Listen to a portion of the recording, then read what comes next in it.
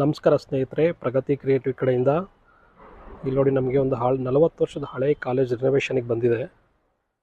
ಇದು ಯಾಕೆ ನಿಮ್ಗೆ ಹೇಳ್ತಿದ್ದೀನಿ ಅಂದರೆ, ನಮಗೆ ತುಂಬ ಜನ ಇಂಟೀರಿಯರ್ ಇರ್ಬೋದು, ಕನ್ಸ್ಟ್ರಕ್ಷನ್ಸ್ ಇರ್ಬೋದು, ರಿನೋವೇಷನ್ಸ್ ವರ್ಕ್ಸ್ ಇರ್ಬೋದು, ಸ್ಕ್ವೇರ್ ಫೀಟ್ ಹೇಗೆ ಮಾಡ್ತೀರಾ, ನಿಮ್ಮದು ಏನು ರೇಟ್ ಕೊಡ್ತೀರಾ, ನಿಮ್ಮದು ರೇಟ್ ಹೇಳಿ ಅಂತ ಬರ್ತಾರೆ. ಸೊ ನಿಜವಾಗ್ಲೂ ಹೇಳಬೇಕಪ್ಪ ಅಂತಂದರೆ, ಸ್ಕ್ವೇರ್ ಫೀಟ್ ವೈಸ್ ಮಾಡೋದಲ್ಲ, square feet wise rate ಕೊಡೋದಲ್ಲ.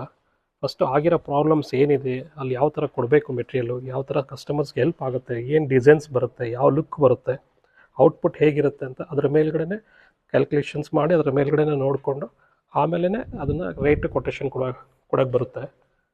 Square feet ಅಂತ ಸುಮ್ಮನೆ ಕೊಡಲಿಕ್ಕಾಗಲ್ಲ, ಸುಮ್ಮನೆ ಹೇಳಲಿಕ್ಕಾಗಲ್ಲ. ನೋಡಿ, ತುಂಬ ಚಾಲೆಂಜಸ್ ಇದೆ ಈ ಬಿಲ್ಡಿಂಗಲ್ಲಿ. ನಮಗೆ 40 ಇಯರ್ಸ್ ಓಲ್ಡ್ ಕಾಲೇಜ್ ಇದು. ರಿನೋವೇಷನ್ಸಲ್ಲಿ ಮಾಡ್ತಿದ್ದೀವಿ. ಬೀಮ್ಸ್ ಇರ್ಬೋದು, ಲಿಂಟಲ್ಸ್ ಇರ್ಬೋದು, ಕಾಲಮ್ಸ್ ಇರ್ಬೋದು.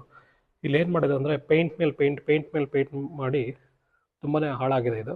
ಸೊ ಇದನ್ನು ನಾವು ಪೂರ್ತಿಯಾಗಿ ರಿನೋವೇಷನ್ಸ್ ಮಾಡ್ತಿದ್ದೀವಿ. ಫ್ಲೋರಿಂಗ್ ಇರ್ಬೋದು, ಬೀಮ್ಸ್ ಇರ್ಬೋದು, ಕಾಲಮ್ಸ್ ಇರ್ಬೋದು, ಪೇಂಟಿಂಗ್ ಇರ್ಬೋದು, ಎಕ್ಸ್ಟೀರಿಯರ್ ಆ್ಯಂಡ್ ಇಂಟೀರಿಯರ್ ಎಲ್ಲ ಇರ್ಬೋದು.